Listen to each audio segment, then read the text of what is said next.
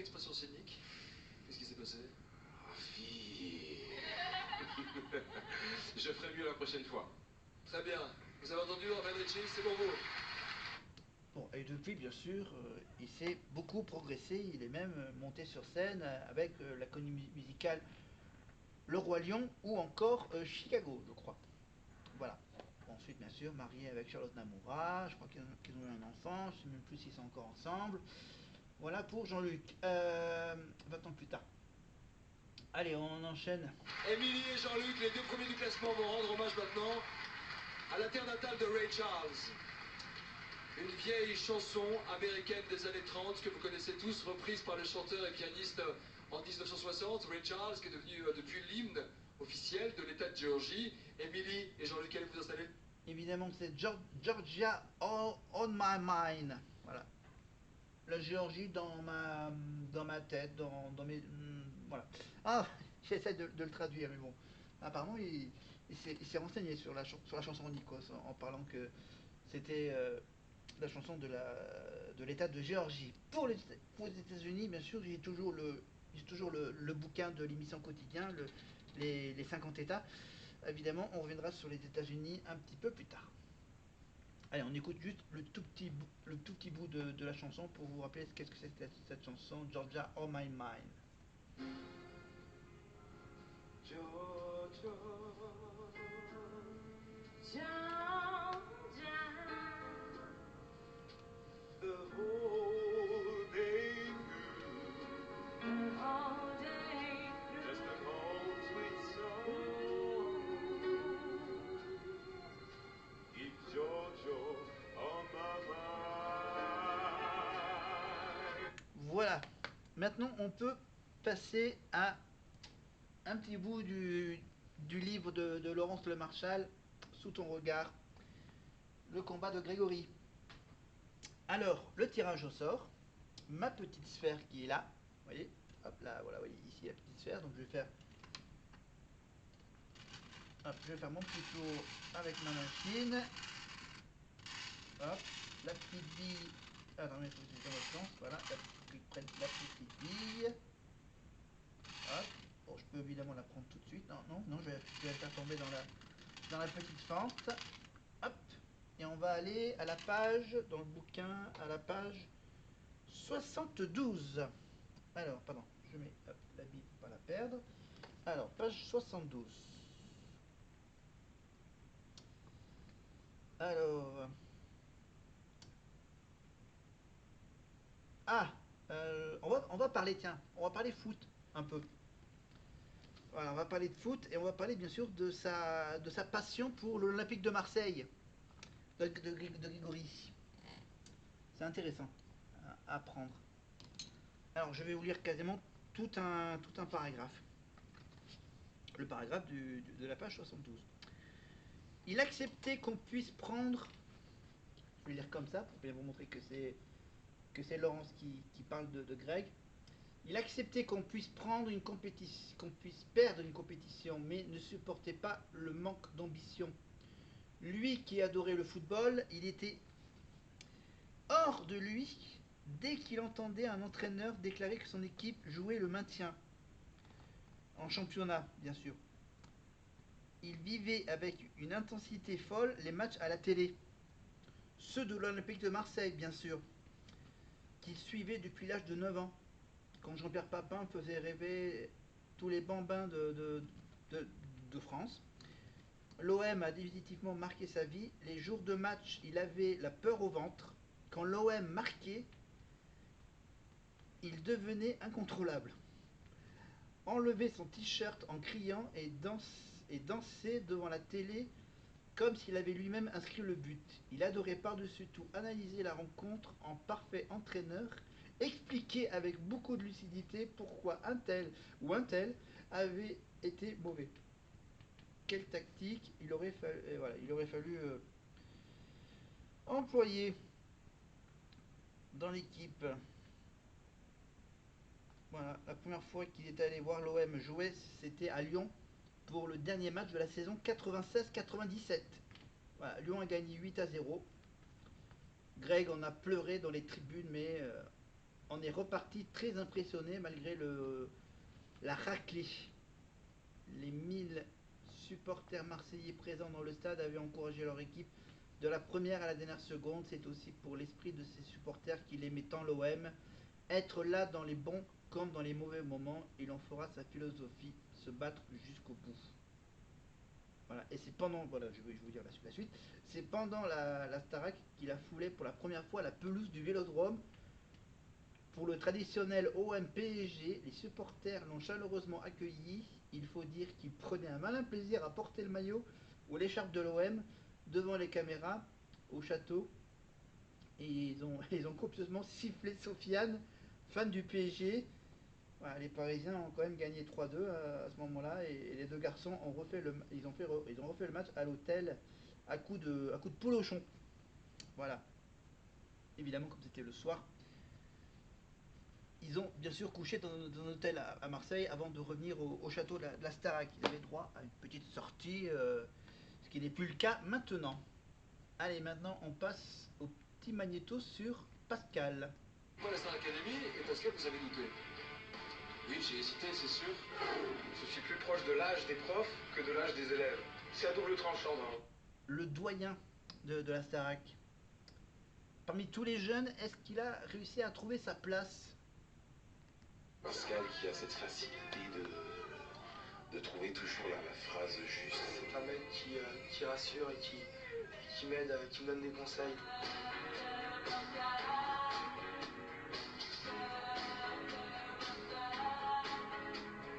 J'aime impulser le mouvement, j'aime ça, ouais. Quand t'as une super oreille, il faut simplement que tu prennes confiance en toi, que tu forces rien, tu laisses tomber le vent. Tu vois? Voilà, c'était bien, tu vois. En même temps, il donne des conseils aux jeunes, voilà, pour... Le cul entre deux chaises, donc moi, oui, ça va me porter préjudice si je reste trop comme ça. 1, 2, 3. En haut. 1, 2, 3, j'aime bien. C'est 1, 2, 3, 4, chérie. Soit 1, 2, 3, 4, soit 3, 4. On fait 3, 4? 4.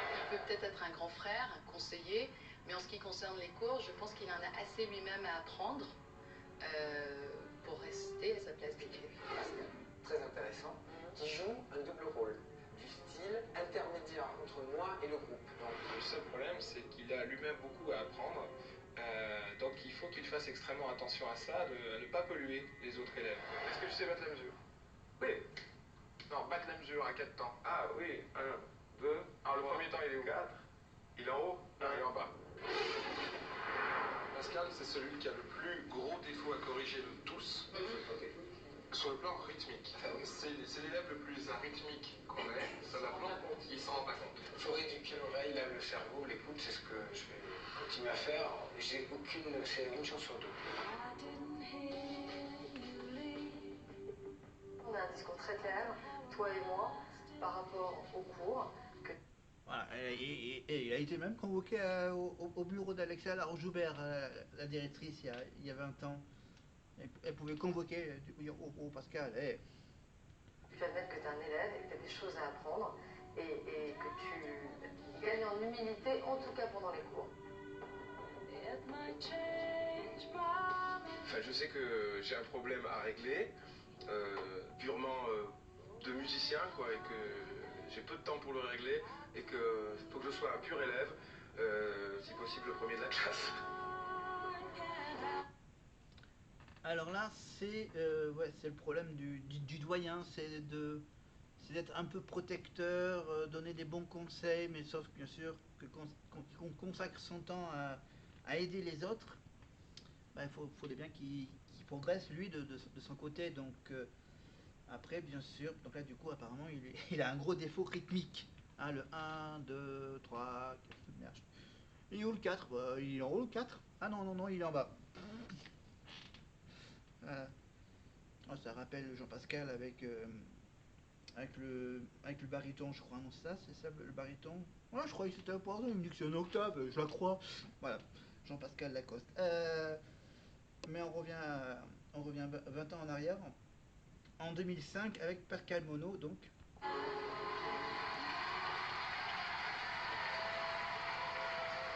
Alexandre Schubert, madame la directrice, vous avez passé un pacte avec Pascal. Je pense qu'on a un contrat moral tous les deux, c'est-à-dire qu'il s'est engagé à reprendre sa position d'élève. On l'a choisi parce que c'était un artiste et qu'il avait du potentiel et des tas de choses à apprendre, mais c'est avant tout un élève et on a, je crois, de très bons profs avec nous. Donc on va chacun laisser les uns et les autres à leur place.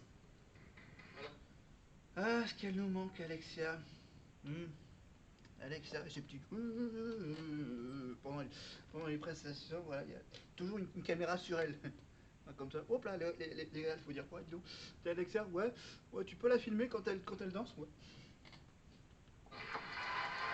Pascal, vous... Bon, maintenant, avec l'âge, pardon, avec son nouveau poste de patronne, hein, voilà, elle n'a pas trop le temps de s'éclater sur les émissions. Peut-être qu'elle le fait chez elle. Voilà, on passe à la suite. Qui aimait la guitare, on a un petit cadeau pour vous. Vous vous souvenez des anciens élèves de la Star Academy? Il y a Tina, Oui, un il y a petit peu. Il y a Tina, il y a Machi, il y a Machi, Romain, voilà, oui. Edouard, Mathieu, et il y a surtout le bon prof Michael Jones qui est venu guitare.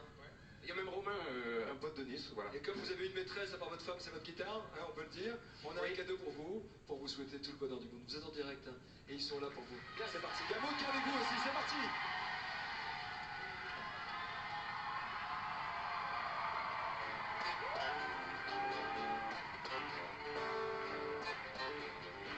En fait, c'est tous les guitaristes des anciennes promos de la Starac. Voilà, Romain. Là, c'est Romain qui commence.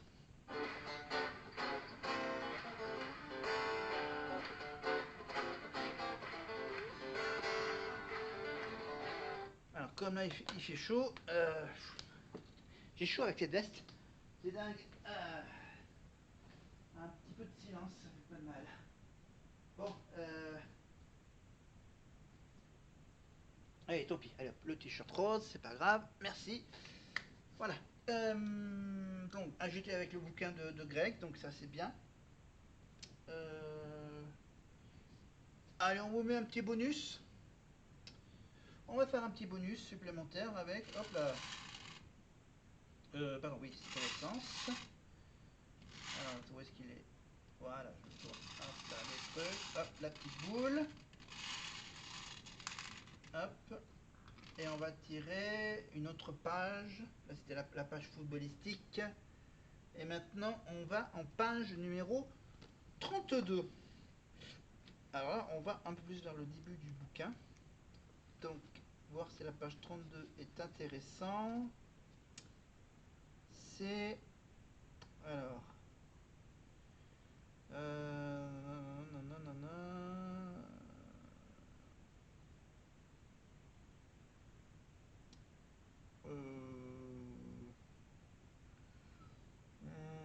Je regarde le texte, attends, on y va, on chante un peu.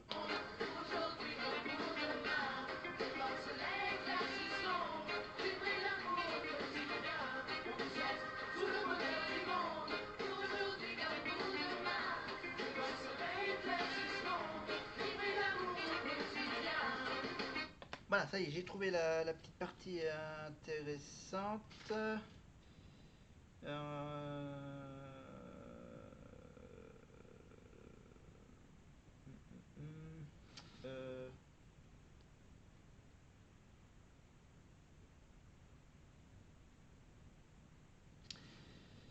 Ah oui, voilà, c'est un bouquin qui raconte aussi un peu les coulisses, ce qui se passe avant d'aller au château de la Star Academy. Il y a les petits rendez-vous avec la production, avec Alexia Laroche-Joubert, Angélique Sansonetti et Mathieu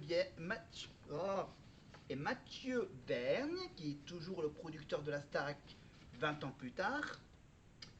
Angélique Sansonetti, bon, elle, je pense que je ne sais plus si elle travaille encore avec Mathieu Bergne.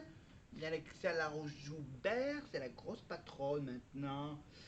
Voilà, donc là, c'est un rendez-vous donc avec l'équipe en charge de la Starac. Voici la petite conversation, un tout petit bout. Voilà, on t'a entendu chanter. Enfin, c'est des souvenirs de Laurence. C'est pas, ils n'ont pas enregistré la conversation, ils ont juste fait un petit résumé. Voilà, on t'a entendu chanter et on trouve que tu as une superbe voix. Il parle de Greg. Est-ce que tu as envie de faire la Starac? Et je vois mon Greg, après c'est la mère qui s'adresse, et je vois et Laurence voit Greg prendre une grande inspiration par rapport à sa maladie. Il reprend son souffle pour dire tout lâcher, voilà, puis tout lâcher. Bien sûr que je vais faire la Starac, mais moi j'ai la mucophycite. J'ai la muco, voilà, on va abréger. Voilà. Mais moi j'ai la muco. Bah, la muco, ça veut dire que j'ai des problèmes respiratoires, des problèmes digestifs. Je dois faire au minimum 2 heures de soins chaque jour. Je suis vite essoufflé, peut-être surtout en sport. Alors si j'intègre la Starac, je suivrai les cours de sport, mais à mon niveau. Et parfois je ne pourrai pas. Il ne faudra pas m'en vouloir, mais j'ai aussi besoin de 8 heures de sommeil, comme tout le monde. Je souhaite avoir une chambre séparée des autres, donc c'est lui qui fixe les règles. Sans caméra, en toute intimité. Parce que je tousse beaucoup la nuit. Genre, t'as les génériques du son. Oui. Ouais, qu'est-ce qui se passe? Ah non, c'est Greg qui tousse. Voilà. Et de le voir tousser tous les jours, dis donc. Parce que bien sûr, ils ont bien sûr dans les chambres des caméras infrarouges. Donc sans caméra, parce que je tousse beaucoup la nuit et longtemps au réveil. Voilà, quand il arrive à dormir, c'est-à-dire que là, il s'endort sans tousser pendant plusieurs heures. Et là, du coup, il se lève et t'as tout le mauvais tout le mauvais côté des poumons. Ça veut dire de tout recracher, tout ce que le corps a stocké pendant la nuit. Bon, je vous fais une analyse médicale. Voilà, recracher. Voilà, parce que bien sûr, il doit faire quoi Attends, il doit faire des soins tous les combien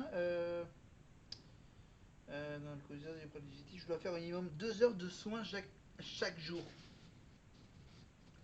Peut-être une heure le matin, une heure l'après-midi. Je pense que c'est comme ça, au moins. Voilà, pour pas trop rater les cours. Donc je suis sur les cours de sport, mais à mon niveau, parfois je pourrais pas, il faudrait pas m'en vouloir, mais j'ai besoin de 8 heures de sommeil. Je souhaite avoir une chambre séparée des autres, bien sûr, pour pas les déranger par rapport avec. Mais Greg, arrête de tousser là. Voilà, pour pas embêter les camarades. Je souhaite avoir une chambre séparée des autres, sans caméra, parce que je tousse beaucoup la nuit et longtemps. Au réveil, je dois pouvoir voir un kinésithérapeute tous les jours et un médecin quand je veux. Je ne me mettrai jamais en danger. Je ne franchirai jamais la ligne rouge. Enfin, si vous me sélectionnez, je ne veux pas qu'on parle de la mucoviscidose. Je veux vivre tout ça comme les autres. Voilà, je vous raconterai peut-être la suite tout à l'heure. Parce qu'attends, toute la suite. Après, il y a tout ce qui raconte Laurence. Voilà. J'ai envie d'avoir la suite de la conversation.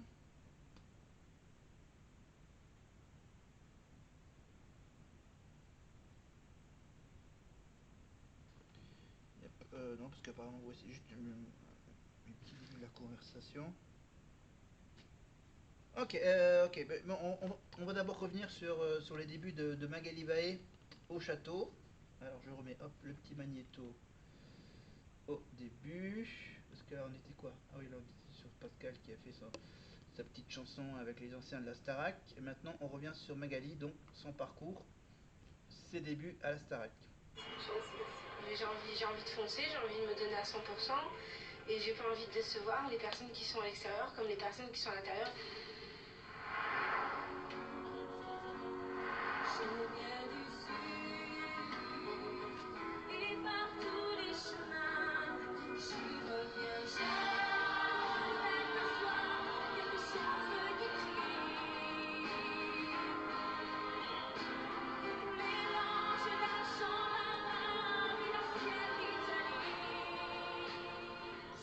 c'était la première chanson, bien sûr, de son aventure. Je viens du Sud. Et là, on est sur le débrief où Magali pleure, pleure, pleure, elle pleure, elle pleure, elle pleure, et voici. De donner autant sur un prime et d'en recevoir autant, c'est tellement fort que Je pense qu'elle doit le chanter pendant ses petits concerts en France. Alors maintenant, on va parler de son côté sportif avec Christophe Pinal et cours de sport. Moi, je me sens bien comme je suis, mais c'est vrai que si je peux perdre du poids, je serai encore mieux. C'est très simple, on fait le programme.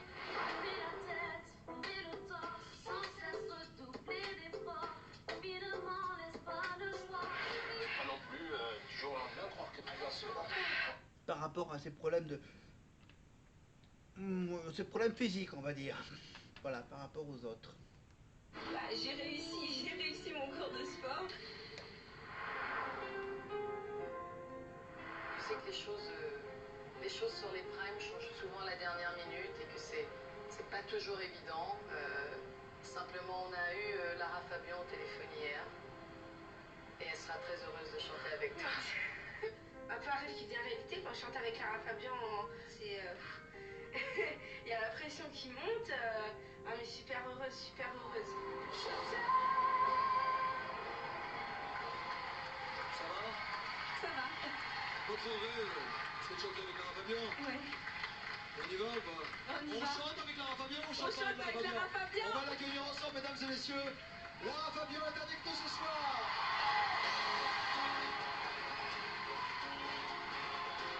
Et depuis, elle vient tous les ans à la Starac, même au château, donner des conseils. Voilà, c'est devenu un peu la patronne. À force, elle va remplacer Céline Dion, hein. Même si elle a réussi à apprendre l'accent québécois, elle aussi, hein. Voilà. Parce qu'en fait, elle est belge, elle a vécu quelque temps au Canada, et voilà. Et je rappelle qu'elle a fait... elle était directrice de la Star Academy au Québec. Voilà, donc elle voyage assez régulièrement au Québec pour la Star Academy québécoise et en France pour la version française avec Nikos, voilà. Et elle chante en principe avec avec des chanteuses avec une belle voix. Donc là, qu'apparemment c'est Lara Fabian qui a téléphoné à la production pour dire ouais, disons, il y a Magali qui chante hyper bien, j'aimerais bien faire un duo avec elle. Et bah, du coup, boum, ça fait le rêve de Magali en plus pour le premier prime. Et on y va avec Je t'aime.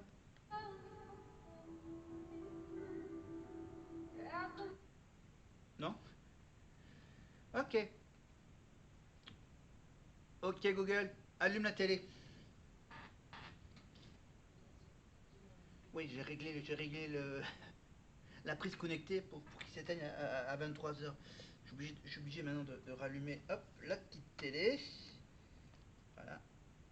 Hop.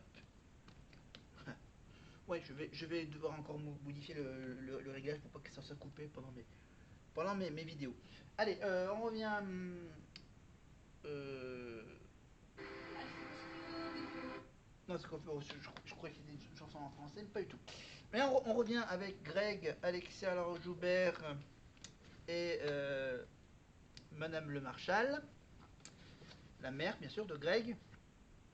Donc Greg a expliqué donc ses indications, les soins, la chambre privée, pas de caméra, les heures de soins, le sport qui risque d'avoir des petits problèmes au niveau du sport.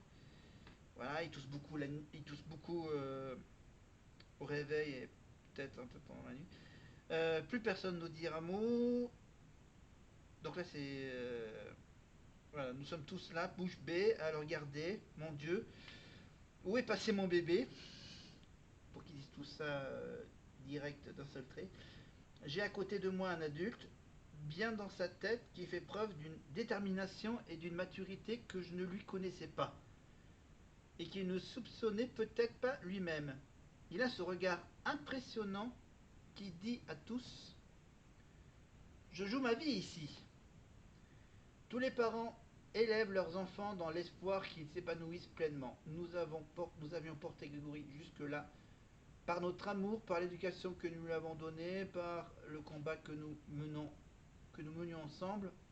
Mais dans ces bureaux à Endemol, nous avons eu, avec Pierre, la révélation de l'homme qu'il était devenu. Et bon sang, que nous étions fiers. Tout ce qu'il avait surmonté, tout ce qu'il avait appris de la vie, condensé dans ce discours froid et passionné. Voilà, j'ai le Covididos, oui, je vais faire la Star Academy, mais ça sera à certaines conditions. Comment lui dire non?